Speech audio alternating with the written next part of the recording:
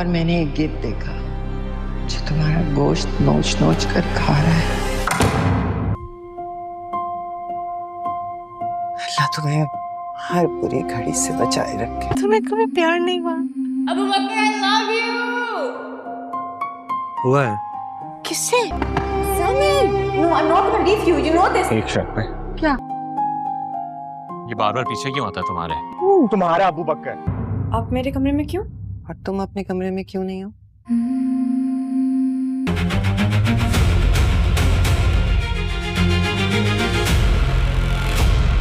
हवेली के कमरे में मोमबत्ती की मध्यम रोशनी जल रही थी। हवा में गुलाबों और अगरबत्तियों की महक के बीच एक अजीब सी घुटन छाई हुई थी। दादी अपनी तस्बीह फेर रही थी और उनकी फिक्रमंद आंखें ज़रियाब पर टिकी थी, जो बेचैनी में बार बार खिड़की से बाहर देख रही थी। दादी ने एक गहरी सांस ली और भारी आवाज में बोली, ज़रियाब, जामिल की आंखों में जो चमक है ना, वो मोहब्बत की नहीं, सिर्फ फरेब की है। वो चिराग नहीं, वो आग है जो तेरा सब कुछ भस्म कर देगी, जिसे तू वफा समझ रही है। वो महज 4 दिन की दिल लगी है और वो कभी तुझसे शादी नहीं करेगा। ज़रियाब के कदम वहीं ठिठक गए। उसका खून खौल उठा, लेकिन उसने अपने गुस्से पर काबू पाते हुए करे लहजे में कहा, दादी, मैं आपकी बेहद इज्जत करती हूँ, इसलिए खामोश हूँ, क्योंकि अगर किसी और ने जामिल के बारे में ये बात की होती तो अब तक मैं उसका हशर नशर कर देती। दादी ने अफसोस से सिर हिलाया और नर्म आवाज में बोली, मेरा बच्चा, मेरा मकसद तुम्हें तकलीफ पहुँचाना नहीं है, बल्कि तुम्हें उस दर्द से बचाना है जो जामिल के जरिए तुम्हें मिलने वाला है। ज़रियाब की आंखों में गुस्सा और करवाहट तय गई। वह तंजिया मुस्कुराते हुए बोली, तो आप क्या चाहती है दादी? मैं जामिल को छोड़कर आपके उस अबू बकर से शादी कर लूं? दादी ने बिना झिझके कहा, हाँ, अगर मेरे बस में होता तो मैं तेरी शादी उसी अबू बकर से करवाती। कम से कम वो सच्चा और बाउसूल इंसान तो है। बस कर दें दादी। हो क्या गया है आपको? ज़रियाब जोर से चिल्ला उठी, आप तो उस अबू बकर की फैन ही हो गई हैं। आखिर उसमें ऐसा क्या है जो जामिल में नहीं है? जामिल उससे लाख दर्जे बेहतर है और आप मेरे जामिल का मुकाबला उस अबू बकर से कर रही है, जो आपसे मिलने यहाँ अपनी वो 30 साल पुरानी खटारा गाड़ी में आया था, जिसे हमारे घर के ड्राइवर भी चलाना पसंद न करें। दादी बड़ी मायूसी से उठीं और ज़रियाब की आंखों में आंखें डालकर बोली, तुमने अबू बकर को सिर्फ दौलत के तराजू में तोला है ज़रियाब, लेकिन जब जामिल तुम्हें धोखा देगा और तुम्हारा दिल तोड़ेगा, तब तुम्हें मेरी एक एक बात याद आएगी और उस दिन पछतावे के सिवा तुम्हारे हाथ कुछ नहीं लगेगा। दादी की बातें सुनकर ज़रियाब गुस्से में अपने कमरे की तरफ चली गई। रात के सन्नाटे में वह अकेली खड़ी थी और दादी